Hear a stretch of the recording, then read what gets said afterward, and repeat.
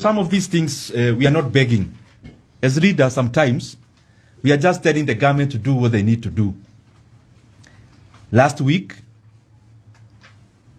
we told the government clearly that they needed to release a circular in terms of capitation, or we were going to do some unspecified actions.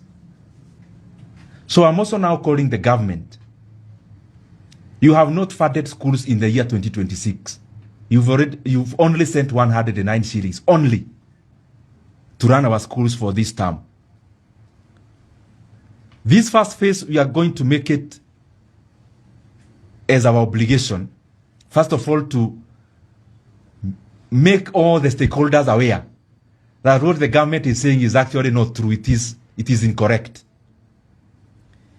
And we are going to observe within this term on the behavior, the demeanor, the body language of government, and especially in terms of sending money, not stories. And by the time we are going to the midterm, we expect the government to have sent the real money for this term. Failure to which we are going to mobilize all the Kenyan parents to demand what is their right. And their right is that they pay taxes. Free basic education has been there in Kenya.